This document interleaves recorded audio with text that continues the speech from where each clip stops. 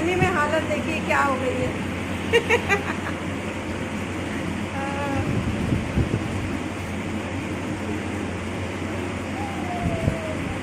मज़ा आ रहा है।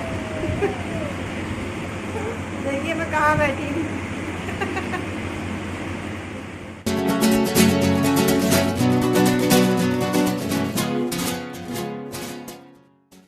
Hello friends, good morning. Welcome back to my channel Suman blog and lifestyle. तो कैसे हैं आप सब। और यहाँ पे मैंने कुकर में राजमा चढ़ा दिया है उबलने के लिए। आज मुझे राजमा बनाना है। तो रात में मैंने उड़द की दाल भिगो दी थी और इसको मैंने मिक्सी में धुल के पीस लिया है और सरसों के तेल में से छौंका है मैंने लहसुन और हरी मिर्च के साथ में। आज मुझे फ़रे बनाना है। फ़रे काफ़ी दिन से मैंने नहीं बनाए हैं, तो नाश्ते में आज मैं फ़रे ही बनाऊंगी। बिना तेल मसाले के अच्छे से बन जाता है ये नाश्ता। ये जो बर्तन धुल रही हैं ये मेरी हाउस हेल्पर है, तो ये वही 8:30-9 बजे का टाइम है, तो वो बर्तन धुल देती हैं, तो थोड़ा सा आराम हो जाता है। अब तो आने लगी हैं। फ़रे की रेसिपी मैंने नहीं दिखाई क्योंकि मैं एक बार पहले भी शेयर कर चुकी हूँ। तो यहाँ पे फ़रे बनकर तैयार हैं। मुझे ऐसे ही फ़रे अच्छे लगते हैं। फ्राई में बाद में करती हूँ अगर ठंडे हो गए तो यहाँ पे मैं बाहर निकली थी तो एक गाय खड़ी थी, तो उसी के लिए मैं रोटी लेकर आई। और ये गाय पता नहीं क्यों रो रही थी। बेजुबान जानवर है, वो अपना दुख तकलीफ़ नहीं बता सकते हैं। पता नहीं क्यों रो रही थी। सुमी कह रही थी मम्मी देखो ये रो रही है। इसके आंसू देख सकते हैं आप कितने निकले हैं। पर ये भीगा हुआ है, ये देखिए। गर्मी में हालत देखिए क्या हो गई है।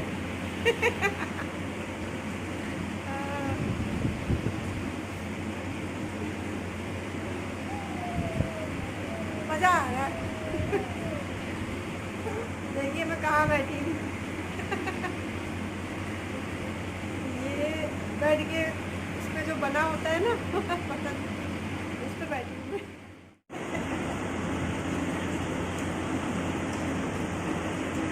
हाय। मैं कूलर की ठंडी हवा खा रही हूँ। बहुत गर्मी है भाई। जी जा रहा है इसी कूलर के अंदर जाके लेट जाए। कूलर आपको वो कर देगा। बात करो। 3:30 बजे का टाइम है। मैं पूजा में गई थी। भाभी हैं बगल में, उनके यहाँ महामृत्युंजय जाप हो रहा था 5 दिन से, तो मैं पहले नहीं जा पाई थी। आज लास्ट डे था तो मैं गई थी। और देखिए जौ कितने खूबसूरत लग रहे हैं। पंडित जी ने यहाँ पे बोया था। 5 कलश रखे हुए हैं और ये जौ इतने बड़े हो गए हैं 5 दिनों में सिर्फ। तो बड़ा खूबसूरत लग रहा था ये मंदिर जो ऐसे सजाया था उन्होंने, तो मैंने सोचा इसका वीडियो बना लूँ। ये देखिए ये भैया हैं, ये हवन कर रहे हैं और ये इनकी भतीजी है। उनके घर में गई थी। काफ़ी पंडित थे, 5-6 लोग थे। महामृत्युंजय जाप में काफ़ी दिन, 4-5 दिन 5 दिन लग जाते हैं और कई पंडित आते हैं। तो मैं लास्ट डे ही गई थी और बहुत ज़्यादा लोग नहीं थे। आसपास के 2-4 लोग ही थे।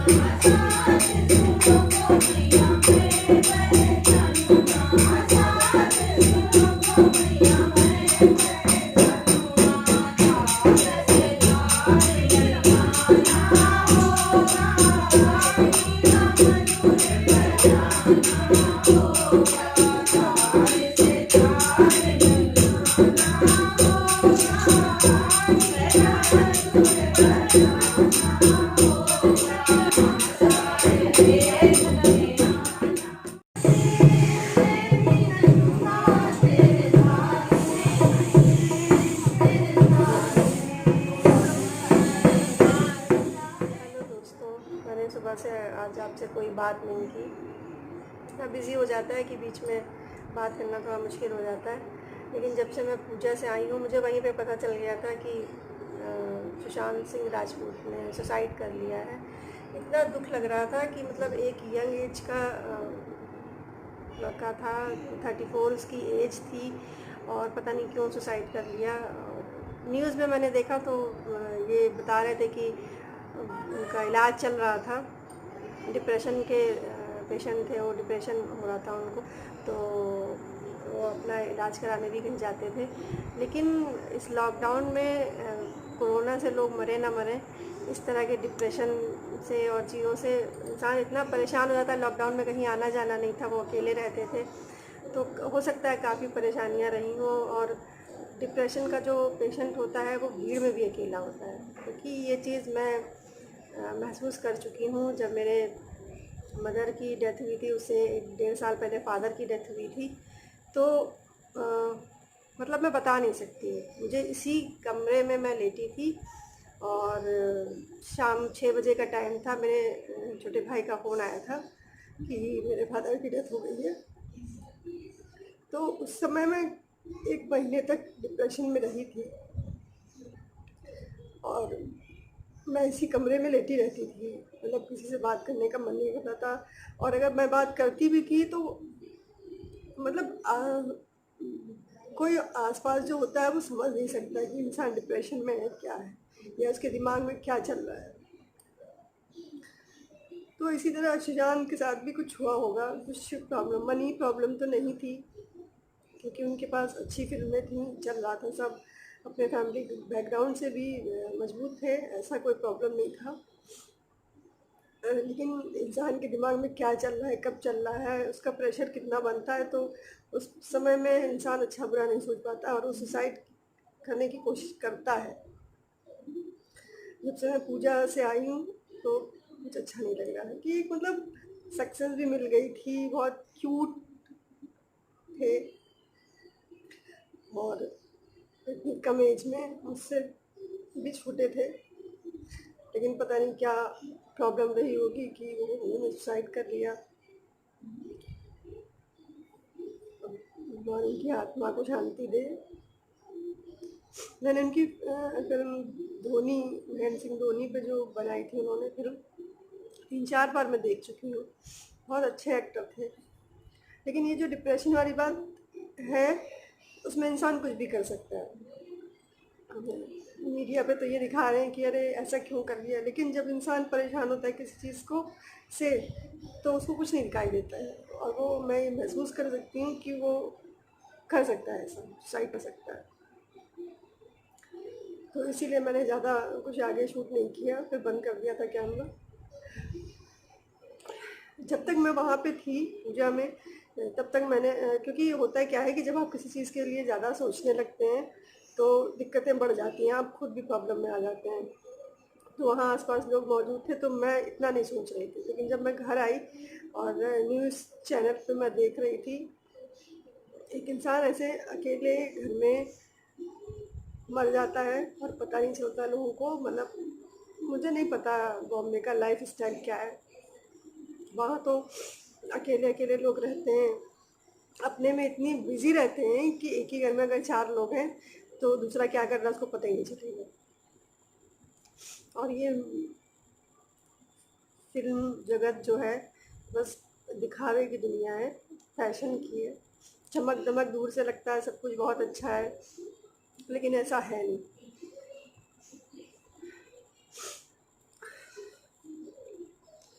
जब कोई 50 से ऊपर की एज का आदमी, उसकी डेथ हो जाती है तो इतना नहीं लगता है, लेकिन जब कोई यंग एज का इंसान मरता है तो ज़्यादा दुख होता है। और उनके फादर भी अकेले हैं, मदर नहीं है, तो ये सब चीज़ें सोच के अभी जैसे ऋषि कपूर की डेथ हुई थी तो उनके लिए इतना नहीं लग रहा था, अच्छे कलाकार थे, चले गए, लेकिन वो कैंसर बीमारी से काफ़ी जूझ रहे थे, उसमें भी काफ़ी तकलीफ होती है, परेशानी होती है, तो उनके लिए इतना नहीं लग रहा था।